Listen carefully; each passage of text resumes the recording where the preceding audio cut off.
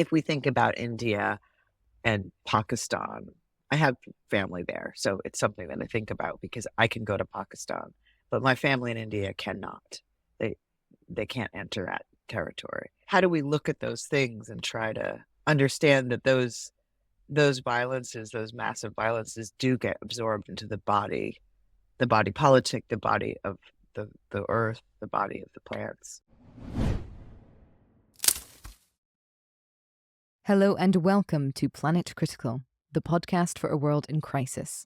My name is Rachel Donald. I'm a climate corruption journalist and your host. Every week I interview experts who are battling to save our planet.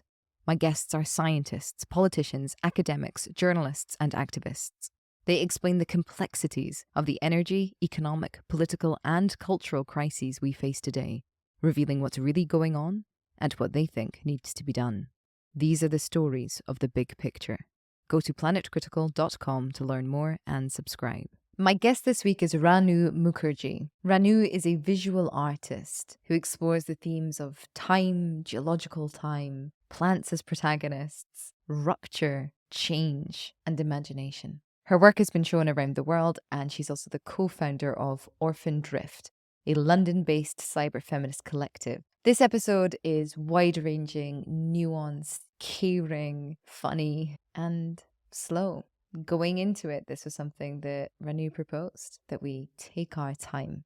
And it was a real joy to kind of swim around these huge themes and the understanding that we can never come to a conclusion in 1 hour, but we can explore and enjoy and question in an hour. To begin with, we discuss rupture and violence, placing rupturing as a necessary part of nature and violence as a human-caused destruction. This takes us into a conversation about imagination, the somatic experience, connection, and scale, the problems of scale, how difficult it is to hold people accountable in economies or societies of scale, the separations between us when we live in societies of scale, the violence that we also internalize in societies of scale, and what this then means about our power hierarchies and the individuals we perceive to be holding power. This takes us into a discussion of time and what Ranu calls the different registers of time, which I think is just such a beautiful phrase. She explains some of her work here about connecting to different registers of time: geological time, ancestral time, even present time, which is increasingly difficult in today's modernized world. We talk about the difference between holding time, having time, and organizing or controlling time, which then wonderfully leads us into an epilogue on uncertainty and the importance of being able to laugh at uncertainty in a world that is changing and in a world that needs to change in order to grow, decay, develop, and hopefully, as we say at one point in the episode, decentralize. I hope you all enjoy the episode. If you do, please share it far and wide. And if you're loving the show, become a patron on Patreon or support Planet Critical with a paid subscription at planetcritical.com. By signing up, you'll get the Planet Critical newsletter inspired by each episode delivered straight to your inbox every week. You'll also have access to the wonderful Planet Critical community, who are full of inspiring thoughts, ideas, critiques, and determination. The links are in the description box below. I'm so grateful to everyone who chooses to support the project. I'm a vehement believer in ad-free and open access content, so Planet Critical wouldn't exist without the direct support of the amazing community. Thank you so much to all of you who believe in Planet Critical and keep the project going every week. Ranu, thank you so much for joining me on Planet Critical. It is a pleasure to have you on the show. Thank you. It's great to be here. My first question for you is the impossibly large, why is the world in crisis? Yeah, it is impossibly large. I think that the world in some ways is always in crisis, always has been in crisis, and the crisis is very unevenly distributed. So I want to start with that because I think it's important to recognize that for some people, the crisis is totally ongoing, and others not, and it's not even, and there's all of that.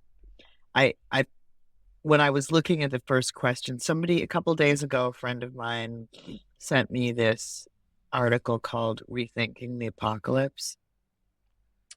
an indigenous anti-futurist manifesto. Mm. And I think that's a really interesting way of, or it's just a helpful way of thinking about like the fact that this, um, I guess my first answer to your question is probably about violence and all kinds of violence, and the fact that there's a violent tendency to destroy life, to not be connected to life. And I'm talking about like human life as well as all kinds of other life, that we are in this ecosystem, but ecosystem thinking isn't the primary mode of operation for a lot of people. Um, and that violence is somehow, and I'm not saying that nature isn't violent or something like that. I mean, I think I've done a lot of work on how rupture is part of things, and it unfolds over time, and it has the benefits of making learning happen, um, on a mental and a cellular level for different kinds of creatures. But um, the type of like violence that has to do with total control is um, devastating. Let's get right into that. This. Yeah. Because Right. I also spend a lot of time thinking about violence, and I haven't like finished my thought process on it, so I'm not sure yet, if what I'm about to espouse is something I like fundamentally believe in. But I kind of just have this like gut instinct that nature is not violent, that there is something, that there is difference between rupture and violence, that there is something fundamental. And the way I've kind of come to think about it is that if reality is relational, and even on the quantum level, let alone these like human worlds that we build up between us, if reality is Yeah. relational, then violence is a severing of relationships between things, because it kind of like, it almost like it removes you from this relational reality where things are meant to be in a certain way. And that's why I think that, the lion killing the gazelle to eat is not violent in the way of like a human killing another human in a sort of terrible, senseless murder. Because the gazelle, not to get all kumbaya, a circle of life, but like, the flesh does become the energy, which gives the lion and yada yada, and it's all part of a bigger ecosystem. But murder in a society that is built allegedly on justice and fairness and human rights and all of these kinds of things, that's not part of that cycle. It removes you in a sense, and you don't get to re-enter.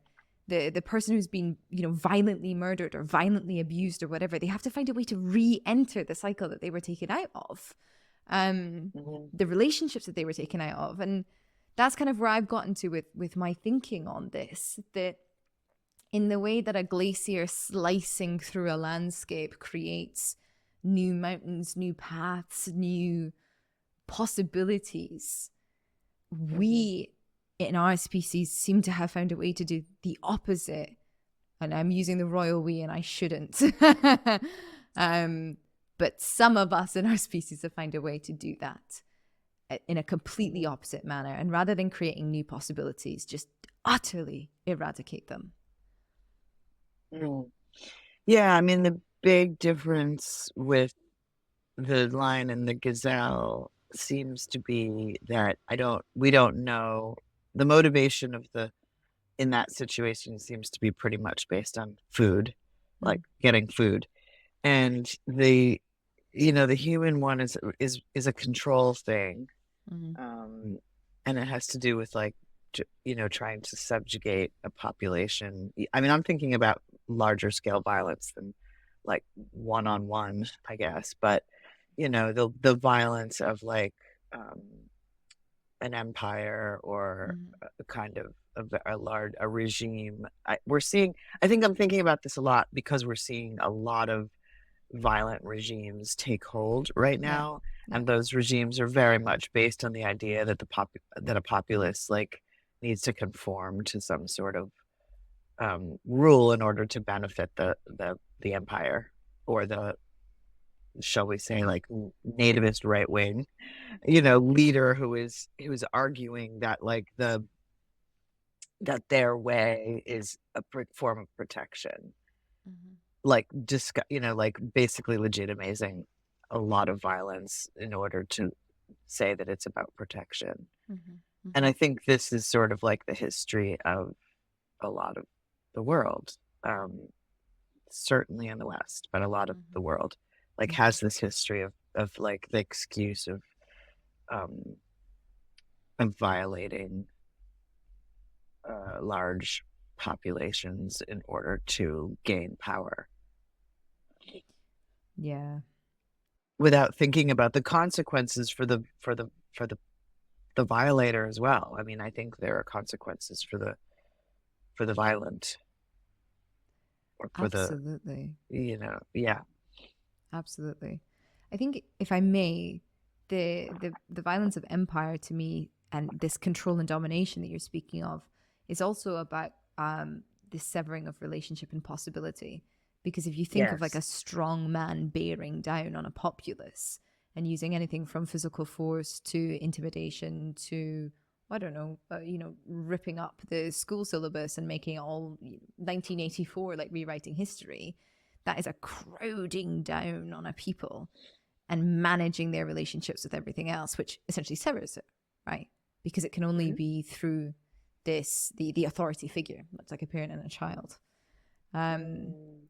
and I think it's that parent and child dynamic, this thing that perhaps we recognize for better or for worse, that translates that then into a politics that for some people is like very understandable and almost welcoming.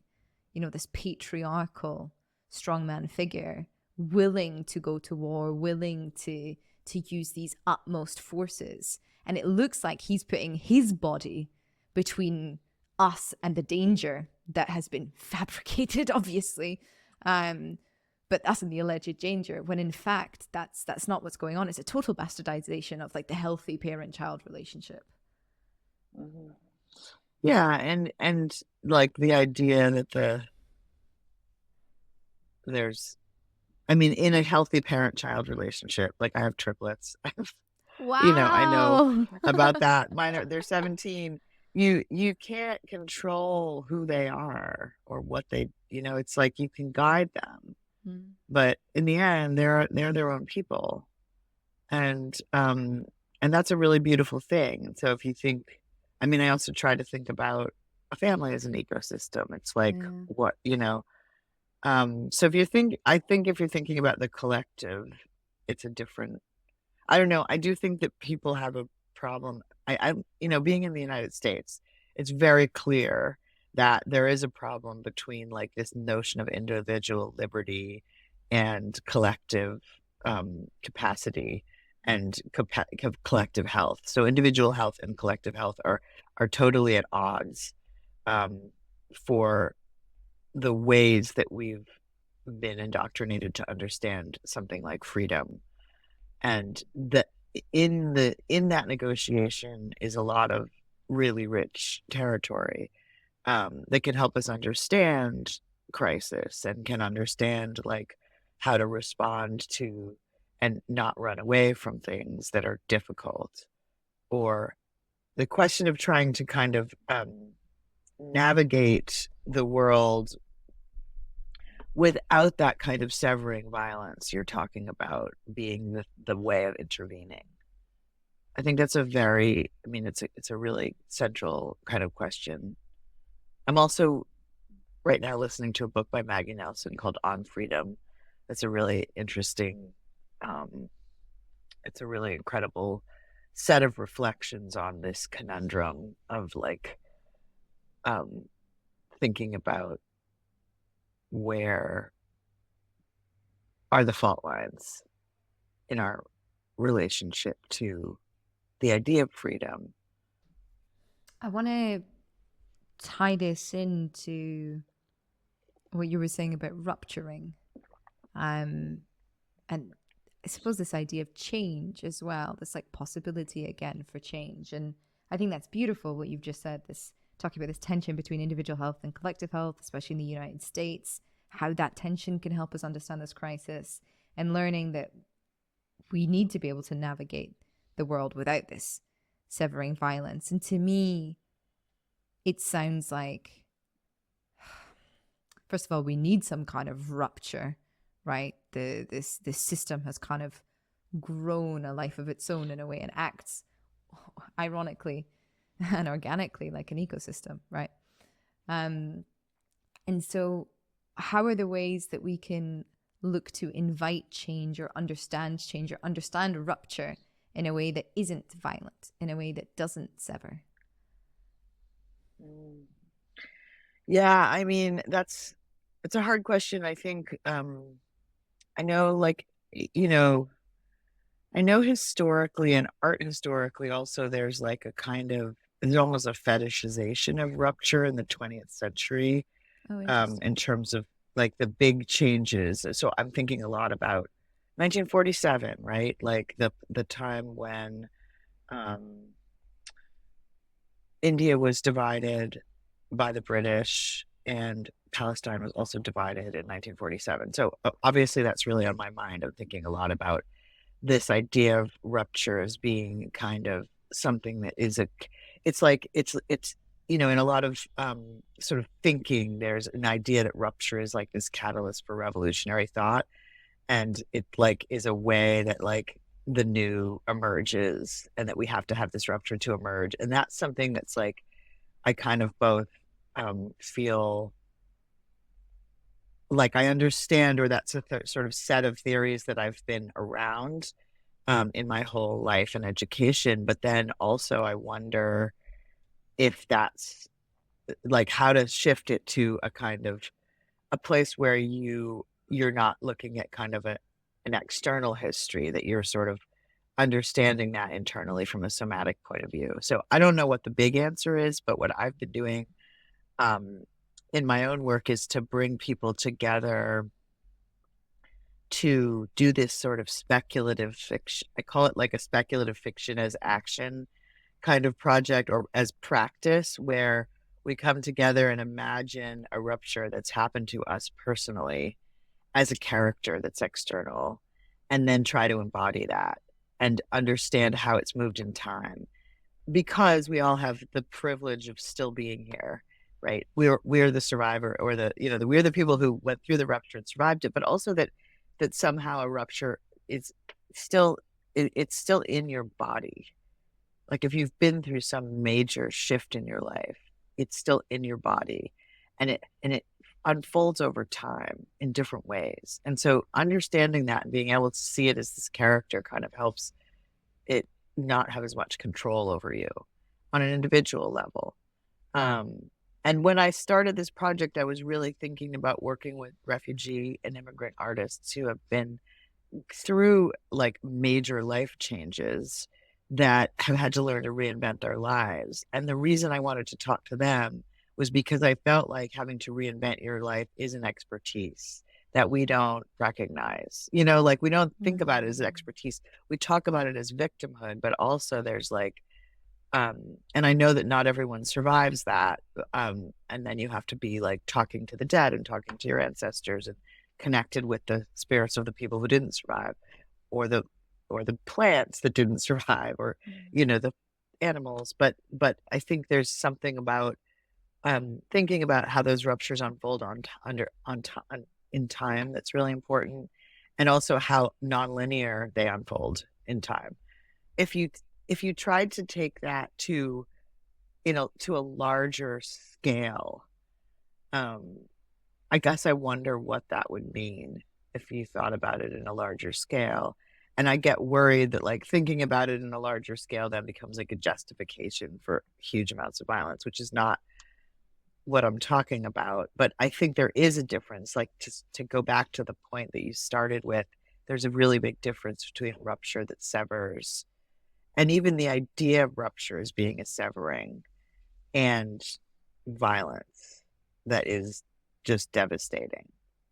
And I think the rupture, the being in a position of privilege enables you to see that the severing is part of the larger body. So once there's a rupture, it's part of the larger body. And I think we can then take that to the planet, the world, like if we think about India, and Pakistan. I have family there, so it's something that I think about because I can go to Pakistan, but my family in India cannot. They they can't enter that territory. And so it's like thinking about how those ruptures, they unfold over time, and now there's this very um, nativist national movement like taking hold in India, like there is in many places in the world. It's like threatening to happen here in the States, and certainly happened in Israel. Um, so it's like, how do we look at those things and try to um, understand that those violences, those massive violences, do get absorbed into the body politic, the body of the earth, the body of the plants. I think we're getting to a really exciting moment in science, where it's catching up essentially to these wisdoms that have been orally passed down and are present in our bodies, these intuitions, that Mm. we are all connected, even that consciousness probably predates matter. So rather than, the brain being the center of selfhood and of knowledge and of all these kinds of things, it might just be an antenna essentially for something bigger than ourselves. And that's Mm. also what you're saying about this like somatic experience, that the histories of our ancestors may live in us. And the traumas that we experience, we know fine well live in us. And as we move Yeah, past this individualistic way of understanding the self as being this kind of like meat package with a big computer on top, but rather as part of an interconnected, whole, then the trauma that happens down the street still affects us, or the trauma that we see happening across the world affects us as we come yeah, to understand more and more, not only that we are one, but also that our governments may like have responsibility, and that we thus also bear some kind of responsibility. Um, and that might be a good moment. I mean, listen, I'm happy to keep going on this alleyway if you'd like to. I think there's a lot more to be said about the somatic thing, but you made this really interesting point earlier that I haven't yet touched on about the reality of violence also living in the body and affecting the perpetrators of violence, and that we yeah. actually haven't figured out at all what to do with that as a Mm. society. Mhm. Yeah, no, we haven't. We haven't. I mean, I don't know what to say. I don't know how to I don't know how to think about that. I mean, there's the models that we have on a, I would say, a micro level, are things like restorative justice. Um, I mean, I live in a city that's very engaged with those kinds of conversations, and the anti-abolitionist movement, I think, has a lot to offer in terms of knowledge about, you know, trying to understand the certain kinds of violence from an equity perspective, I guess. And then also like accountability, like how do you sort of, because if somebody, I mean, I guess a really extreme kind of violence can come from like a total lack of connection, like you're talking Mm. about, and accountability. So I guess the really big question is it possible for there to be for there to be a point where a being is reconnected with a social body in such a way as to change that? I guess I keep thinking about differences in scale and how different it is to think about the perpetrator of massive violence or wars versus like, and the kind of collective, how to be collectively accountable to that, Yeah. which isn't the question of an individual Yeah. in power. There isn't. It's like if you stop, if we thought about the idea that an individual can't be in power, there can't be an individual. I mean, Mm. what does that mean? What would that mean? Oh, that's such a good point. We cannot have individuals in power by the, yeah. God, it's something I've never thought about that, but you say it and it rings in my head like, duh. I remember when Trump invoked his quote unquote Muslim ban. Yeah. And just being horrified with a caveat for understanding that, of course, the people who often are forced to enforce laws, regulations, divisions, all this kind of stuff are often some of the most precarious in society and cannot just, up and quit. But I was surprised that there wasn't more of a conversation around the fact that people were just doing it. Like overnight, Yeah. airport security just accepted, okay, well, I guess we do this now. And there was no kind of like conversation around, are we going to empower this absolute madness in the 21st century? Yeah. No, that's a really interesting point. I mean, it's true that like precarity, it's really easy to sort of divide and conquer when people are, really dependent on their jobs and they're like, one step away from not having food or whatever, like, or shelter. And then also there's a sort of a way in which like, I'm not saying individuals don't have power. I'm saying if we didn't think of it that way, we would understand our own accountability. And so like, yeah, like you're saying, like I mean, I bet there were a lot of people that left their posts at that point.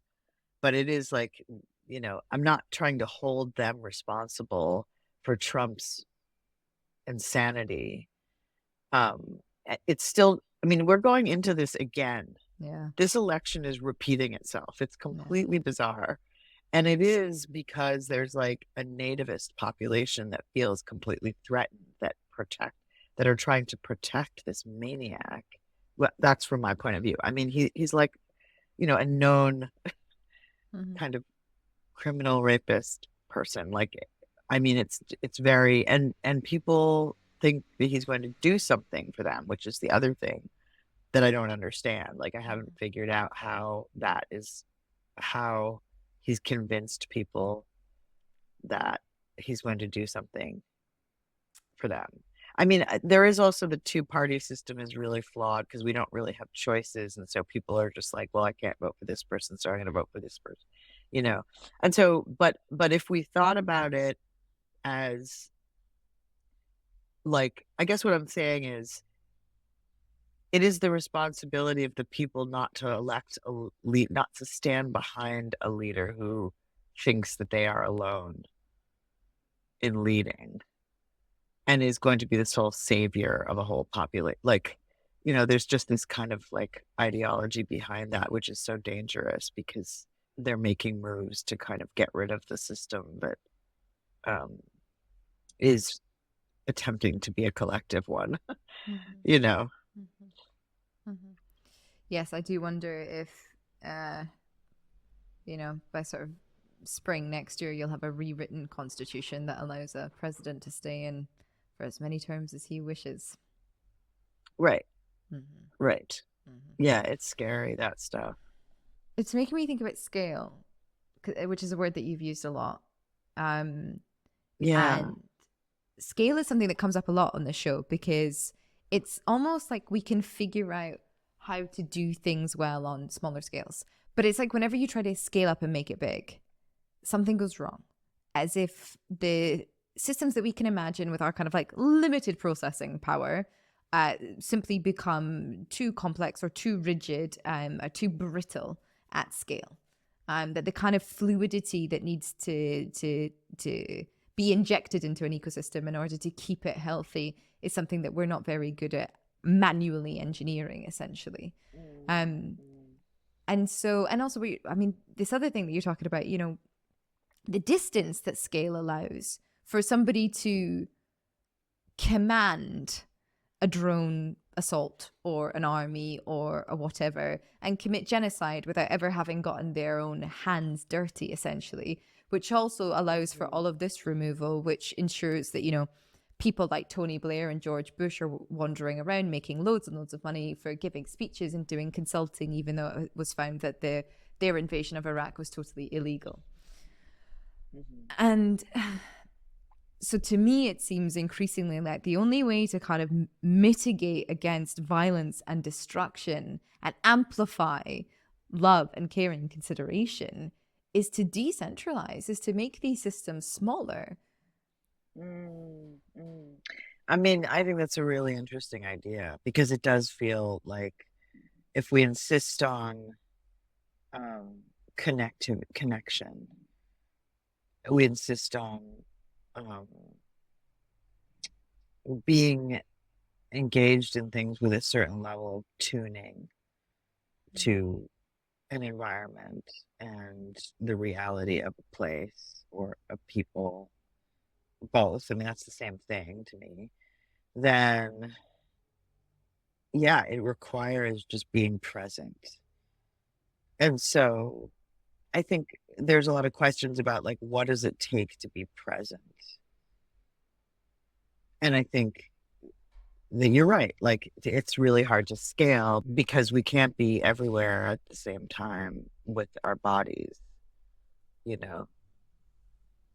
Hmm. And then I feel like that kind of tuning or perception is not, it's not what's like running the world. And I know that there are really big problems like food security and stuff like that, which does require thinking at a large scale because, you know, we have like this really amazing, like, I mean, I guess with that, it's like, I mean, I'm going all over the place now because, of course, how could you not with this conversation? But, you know, if you thought about like sort of small farming, for instance, um, the kind of utopian world is that that's just what's happening everywhere. The people are, you know, but it's kind of we're so far from that. It's hard to really imagine. And I think the question of like what we can imagine is super important. I mean, I'm a visual artist, so really like I don't have any illusions that I'm solving problems directly. You know, it's not I'm not working in the field that's like that works directly, but I do work in the realm of the imagination and in the realm of what we can do with that. And I'm really interested in what you're talking about with the kind of developments in neuroscience and you know, this idea about how important intention is and like, you know, connecting um, mentality with somatics, with the physical of somatics, not just the how we feel, but like the physical energy that is in our cells and or whatever. But anyway, the realm of the imagination has been is like the territory that I'm working in, right?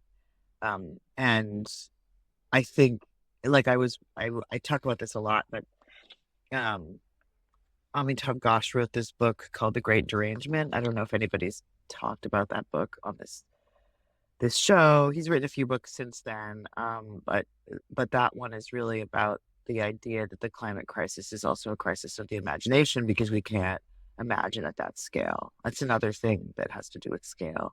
And he's talking about fiction writers having trouble in the West, like incorporating that kind of scale into their writing because for so long um, in modernist Western literature, things were really focused on the notion of the individual and their realm and like the kind of everyday, and their everyday didn't connect with the sort of epic dimensions of geological time, for instance, which I think is a I think is a fault line that we can correct. Like that is doable, that we can like change the scale of our imagination.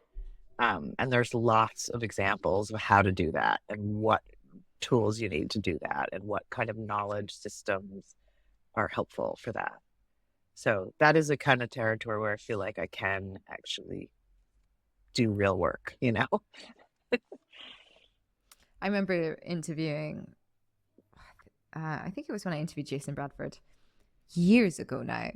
And I said something like, I feel really guilty. Like I'm so useless in the grand scheme of things, Mm. like I write, I talk, and Mhm. when everything comes crumbling down, what use will I be to anyone?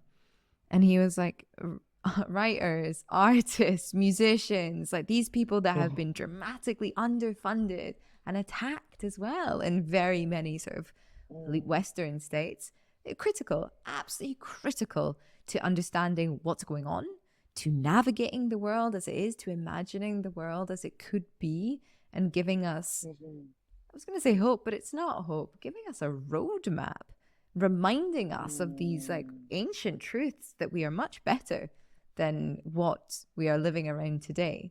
So I think it's absolutely critical, which is why I interview artists like yourself on this show, to try and get as many diverse, varied, nuanced perspectives as possible.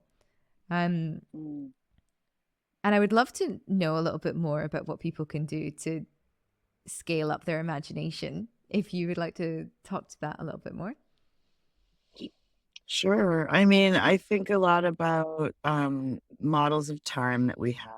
So, and then how you connect with, you know, I think, through things like reading or being or walking in places or noticing um the world you're in, just like slowing down, I think you can connect to different um different registers of time. So I think you can connect with geological time, and you can connect with ancestral time, through your imagination, through your body, through working with your body. And then so I think there's lots of physical practices that you can do that are like anything, like dance or yoga or different kinds of meditation do that. I think that thinking about, I try to make work where the plants are the protagonists in the work.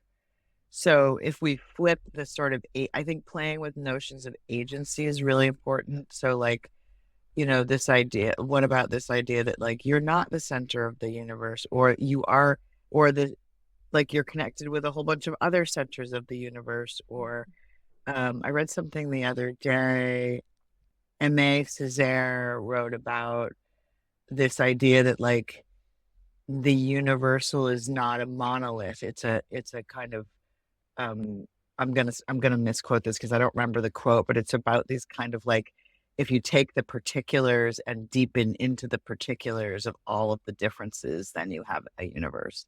So really trying to understand difference and otherness as a kind of like real richness, like it's something like biodiversity in that system of language. Um, so I think there's those kinds of things of like, and then thinking about like what's acting upon what. Like Maggie, who you talked to, she and I are doing a conversation soon with somebody at University of Buffalo who's thinking through oil, and he's thinking about oil as an agency, an agential. There's this whole series of like set of kind of thinking around understanding the agency of something like oil. So instead of thinking like about the control, like I mean, it's obviously an extractive industry that has produced this, but now the oil itself is like, you know, has a voice, like a huge voice, and it has a lot of power. And so understanding power differently is also really important, because I think it might make us more, maybe it would bring, maybe it would bring freedom and care closer together, freedom and caution, or freedom and care, freedom and tuning into the environment, so that freedom would be understood not as a term of escape, but as a term of connection or something. Oh, I love all of that. I love all of that. Oil as agent as well as oh, so exciting. This is why all of this Oh stuff yeah, is maybe so you should important. talk to him Yeah, actually. I yeah. could put him on my list of yeah. That would be great. Yes, please.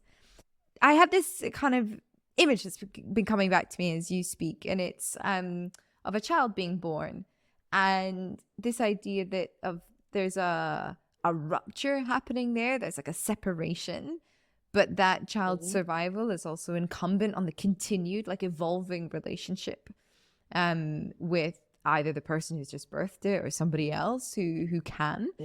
Um, and that to me seems almost like a marriage of freedom and care. Like the born child can now be understood perhaps as an individual, as a self, as a human being with its own sort of separated now biological system, which will then develop, mental, emotional systems. So it's free in a sense, but its survival depends on care, and its freedom will come from a continuation of that care. And It's I right. mean, if it does, good therapy will also understand that care brings freedom as well. Giving care is a form of freedom. Right. And so I guess I wonder if in a way that kind of leads us back into this idea of time and understanding different I love this, registers of time, the music of Yeah.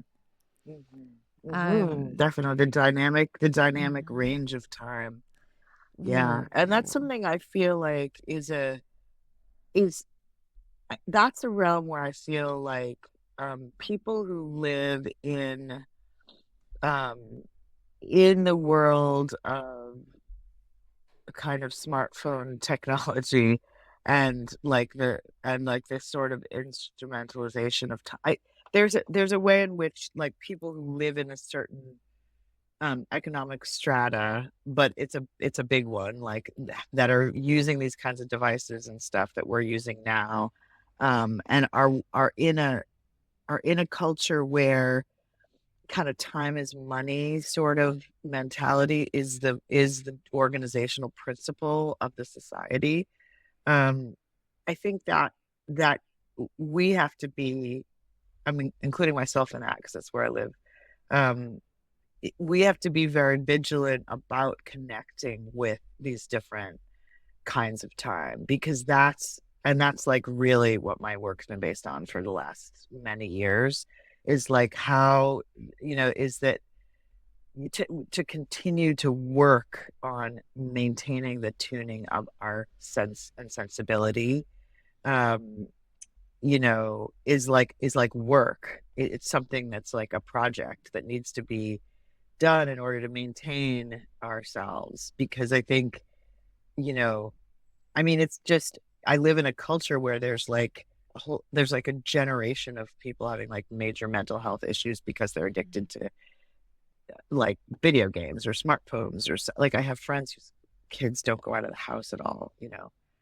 I mean, it's quite sad, like that thing, but it's also just there because it actually it takes a kind of practice to actually maybe put your phone down for a day a week, or a couple hours a day, um, or try to like, and I think that's why things like meditation are so popular, because people are recognizing that like having having having your attention interrupted. Like Jenny Odell is another person who would be a really great guest on this, because her whole work about um, she wrote the book How to Do Nothing, was her first book, and her book is all about time and attention, and kind of how the attention has become an economy. And so if we're in a culture where all of our perceptive capacity is becoming commodified, like we actually have to work towards um, making space for other kinds of tuning in. um, and that is, and I see the kind of connecting with these different kinds of time to be part of that. Like, what is the time of this rock that I might be standing on? Or how does a lot of the work I've been doing is like looking at plant biology and how to like plants have circadian rhythm. And there's like, a whole thing about how like I've talked to this amazing biologist named Stacy Harmer that's up at UC Davis. Last time I did a art talk, I had brought her in, and her research is all about how sunflowers, they wake up in the morning in the east and then they go west with the sun, like the faces of them. And that is a whole thing about how they then like they grow well through that, and also attract the bees. So the pollinators come because and they also not only do that, but at night when the sun goes down, they go back east so that they're ready for the sun to rise in the east. they have cellular circadian rhythm, and I think that's just the edge of the science that's showing that like all of these things have time, like hold time. And that's a really interesting kind of expansion of the perception of the world around us that I think is really important to connect to. And then you have that, and then you have things like your ancestors, and you have the things like I mean, I have a also like relationship with this because my father died when I was really young, and so I have a parent that wasn't around, who's from a different culture than the culture I grew up in, and I feel like there's kind of things about me that are not explainable by my um, upbringing. And so I can kind of see that there is, I mean, the old nature culture thing is like they're totally intertwined. I paint a lot of extinct birds too, because I think they can speak through images. We have images of them, Mm-hmm.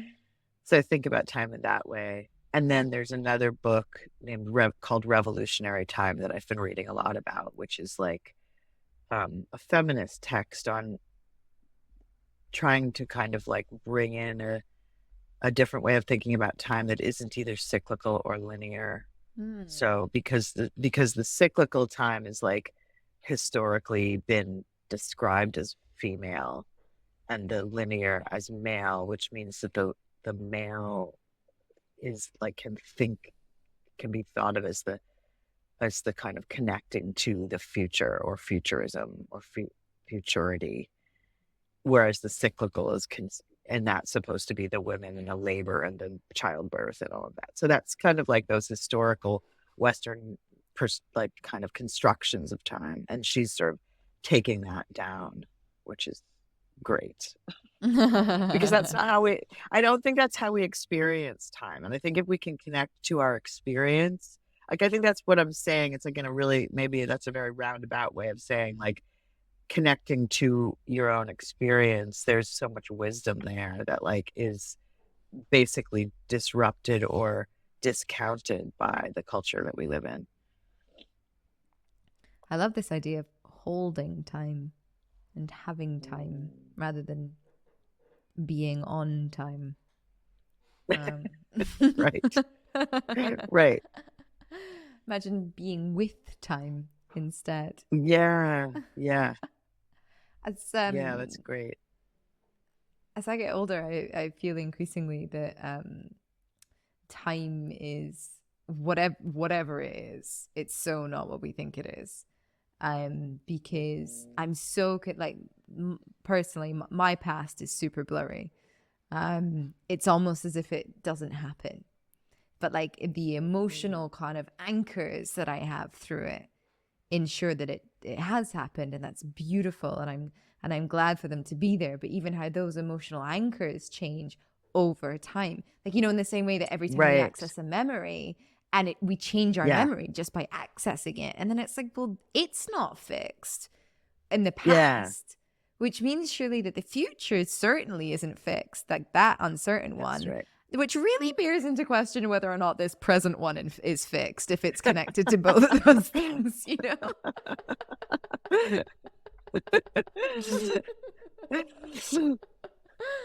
Like, someone somewhere make it make sense. There just must be loads of time going on all the time in lots of different directions, like a root system, I imagine. Yeah, totally. A root system or a net or something. But I mean, it's also like being able to laugh and be joyful about that level of uncertainty is great, right? Like, it's a really important thing, because and I think that that's like a letting go of control for sure, right? Well, my friend and I were talking about this the other day. We're talking in particular about Putin, but kind of using him as an example of this sort of stereotype that exists in the world, or I shouldn't say stereotype, this character that exists in the world, of these people that are so desperate to have power. Because we were talking about how rubbish it must be as a job. Like, being a president, a prime minister, it just sounds like the worst job. And we were like laughing, like how, the fact that people want that job, when it's so clearly just a terrible job, and then the fact that some people are so mad that they'll like change a constitution so that they can come back and keep doing that job forever, like Right. even though they essentially are like with every year putting themselves in more and more danger. It's like the more and more power that they sequester, the more and more unsafe they become, you know? Like It's true. Putin Yeah, and that's true. all of his body doubles with plastic surgery because he's terrified to like go outside, or you see these pictures of leaders like not wanting to drink the glass of liquid because what if it's been poisoned? And Yeah. and like we kind of talk about this with regards to like fame sometimes, like, oh, must actually be pretty rubbish to be famous because you can't go anywhere. But there's also there's something happening there about power and like constantly needing more over time. How do I put this? There's a relationship there happening between like power and unsafety, and Yeah. needing more and more of the thing to keep the same level of safety. Like when you, I don't know, smash loads of cocaine and now you can never get high, essentially. Right. God, what a terrible example. I'm so sorry, everybody listening. But I think you get the idea. And now I can't remember where I was going with that because I've just given an example of smashing cocaine on my podcast. That's great. God. Oh, laughing. Yeah, I bet he never laughs. That was where I was going with. Oh, right. Yeah, you can't. It's hard to imagine someone like that actually laughing. Yeah. Actually. Oh my God. Yeah. I mean, I think it's like impossible to know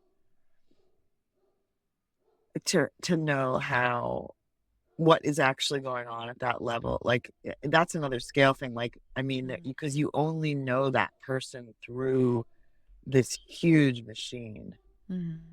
The machine that brings Putin to us is like vast. It's epic. And it isn't a person. Right. That's part of what I was saying. I'm thinking, trying to imagine that like these people, like there's no access to the person, even though the machine is designed to tell us there is. Right? Like we're getting the access to this giant machine. And the machine's made of people. I'm not saying that it's not a human machine, but it's like, it's really hard to know like what the motivation of someone, like I could only guess that it's, it's ostensibly the person thinks that this is their vocation and that they're doing this for the greater good somehow, or they're consolidating power around a certain kind of cultural norm. I mean, Trump really is a white supremacist. And he's actually said that. So I kind of believe that what we get there's moments where you feel like you have access to the person, when they say things that are like, I don't know, there's, wait, who was it? Audrey, the like when someone says something, someone tells you who they are, you should believe them the first time. Yeah. Right. I think that was Audre Lorde. That's kind of I think there's a question about the access to the person in those cases when there's you have to question what we know, but then I guess their actions speak yeah. I don't know who would want to do that job either, basically. I don't know what, I'm just saying that it's not, I think they're probably not thinking about it like as a job. Right. Yeah. Really good point. And that's why nobody cares. No, because nobody seems to care whether they have any experience or not.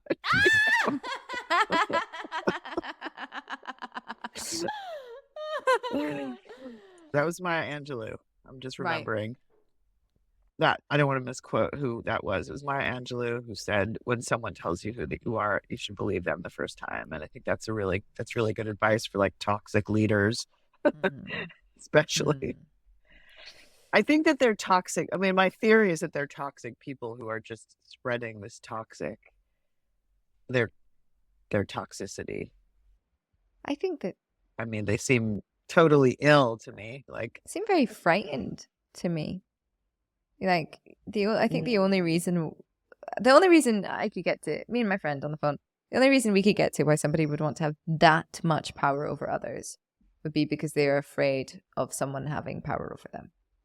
And if power is a zero-sum game, which it kind of is when you have a world of severance, right? When you've got a world of borders and hierarchies and huge differences in GDP and inequalities and all this kind of thing, then in that world, it's like the nuclear question. Well, the only way to be safe is, to have the weapons. We won't use them, but we're going to have them.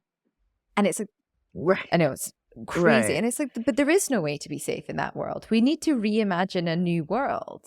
That cannot be our strategy.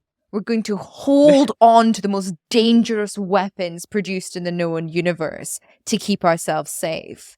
That is political. Right. There's all these trends on like TikTok and right now about like girl math and boy math. That's political math that doesn't matter as far as the rest of us are concerned. Right. Yeah. Yeah. Yeah.